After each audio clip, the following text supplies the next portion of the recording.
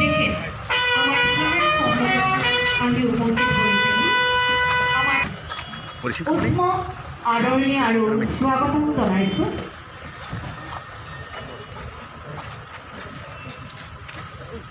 তাৰ লগতে তেখেতক উষ্ম আদৰণি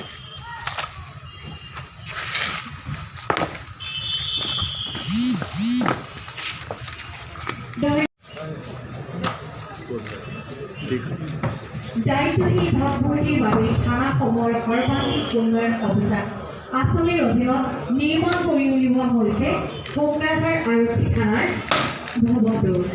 আৰু আজি এয়া নাৰিকল ভাঙি ভগৱানৰ ওচৰত প্ৰাৰ্থনা কৰি শুভ উদ্বোধন কৰিবলৈ লৈছে আমাৰ আৰক্ষী সঞ্চালক প্ৰধান ভাস্কৰজ্যোতি মহন্তদেৱে।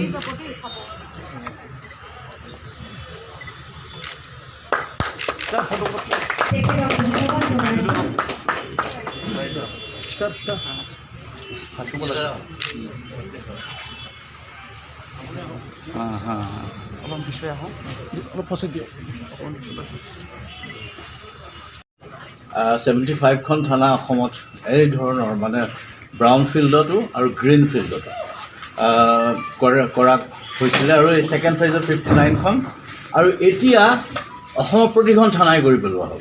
আমি এতিয়া সিদ্ধান্ত লোৱা মতে 219খন থানা আমি একদম একেলগে বনাবলৈ এইটো ৰেডি কৰিম আৰু তাৰে 44টামান ব্ৰাউন ফিল্ড মানে অলৰেডি এক্সিষ্টিং বিল্ডিংটো ভাল কৰা আৰু বাকীখিনি 150তকৈও অধিক নতুন বিল্ডিং বনাম। তাৰ লগতে OC ঘৰ থাকিব, আমাৰ চিপাহীৰ অলপ থাকিব পৰাকৈ থাকিব, যাতে OCয়ে ফটকেনে পাই ভাড়া ঘৰ কৰি থাকিব নালাগে, যাতে ৰাইজৰ সেৱা কৰিবলৈ সুবিধা হয়।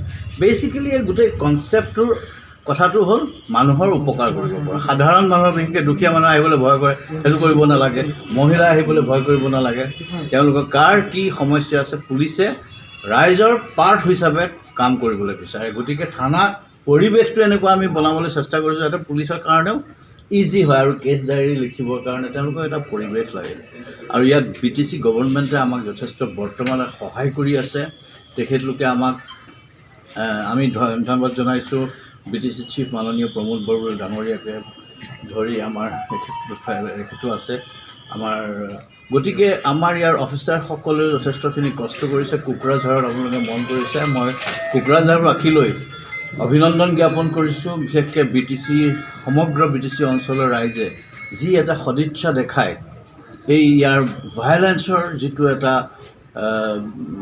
বেয়া কালচাৰ আছিলে সেইটো নাইকিয়া কৰি ইয়াত ডেভেলপমেণ্টৰ কালচাৰ এটা পুনৰ আনিবলৈ চেষ্টা কৰিছে।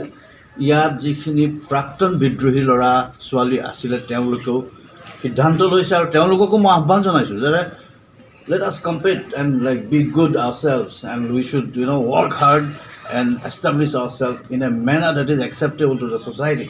I wish all the best. Thank you very much. নাইজেৰিয়াৰ পৰা ধৰা পৰাটো কোকেইন ধৰা পৰিছে আৰু তেনেকৈ আগতেও অলপ কোকেইন আহিছে অসমত পাৰ্টি ড্ৰাগ হিচাপে। এইবিলাক অলপ বছৰকৈ চলিছিলে। নাইজেৰিয়ান আৰু কেইজনমান বৰাক ভেলীতো ধৰা পৰিছিলে। তাৰোপৰি মণিপুৰ আৰু বিশেষকৈ ম্যানমাৰ ছাইডৰ পৰা যিটো এটা হাইৱে অসমৰ হৈ পেলাই বাহিৰলৈ যোৱাৰ যিটো এটা প্ৰক্ৰিয়া আছিলে, তাত আমি খুব তীক্ষ্ণ নজৰ ৰাখিছোঁ।